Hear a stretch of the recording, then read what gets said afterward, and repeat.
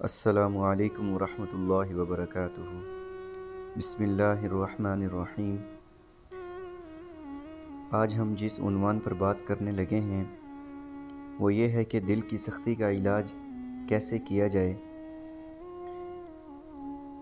حضرت ابو ہریرہ رضی اللہ تعالیٰ عنہ سے روایت ہے کہ ایک شخص نے نبی پاک صلی اللہ علیہ وسلم کی خدمت میں شکایت کی کہ میرا دل بہت سخت ہے۔ آپ صلی اللہ علیہ وسلم نے ارشاد فرمایا، یتیم کے سر پر شفقت کے ساتھ ہاتھ پھیرا کرو اور مسکین کو کھانا کھلایا کرو، دل نرم ہو جائے گا۔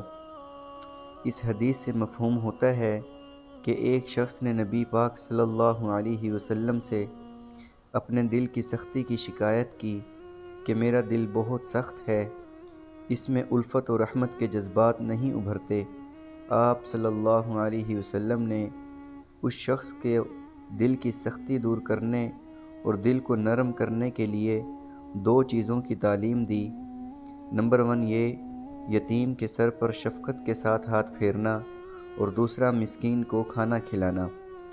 پہلی چیز جس کی تعلیم آپ صلی اللہ علیہ وسلم نے اس شخص کو دی وہ کسی یتیم کے سر پر دست شفقت رکھنا ہے، کیونکہ کسی سلیم الفطرت انسان کا دل کتنا سخت ہی کیوں نہ ہو، کسی یتیم کو دیکھ کر دل بھر آتا ہے جب وہ یہ سوچتا ہے کہ جس طرح میں اپنی اولاد کا ایک شفیق باپ ہوں، اس کا بھی دل اسی طرح کوئی شفقت کرنے والا باپ ہوگا جس کی شفقت سے آج یہ محروم ہے۔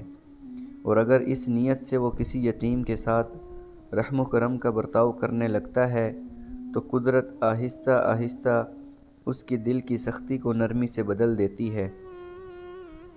دوسری چیز جس کی تعلیم آپ صلی اللہ علیہ وسلم نے اس شخص کو دی وہ مسکین کو کھانا کھلانا ہے، کیونکہ جب کوئی شخص کسی مسکین کو کھانا کھلاتا ہے تو وہ اپنی ذات میں اللہ تعالیٰ کی نعمت اور رحمت کے آثار کو بخوبی محسوس کر سکتا ہے کہ اللہ تعالیٰ نے اس کو مال کی دولت سے نوازا اور دوسروں کی حاجت و ضرورت کو اس سے وابستہ کر دیا۔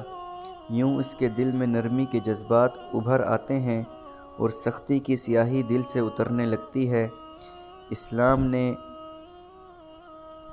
یتیموں اور مساکین کی طرف اتنی توجہ کی ہے کہ قرآن پاک میں کئی مقامات پر خصوصیت کے ساتھ ان کا تذکرہ کیا گیا ہے۔ جس قوم میں بے کسوں کے ساتھ حسن سلوک کرنا اپنا اولین فرض سمجھا جانے لگے، اس کے ذلیل افراد بھی عزیز بن کر زندگی بسر کرتے ہیں۔ اللہ تعالی ہم سب کو عمل کی توفیق عطا فرمائے۔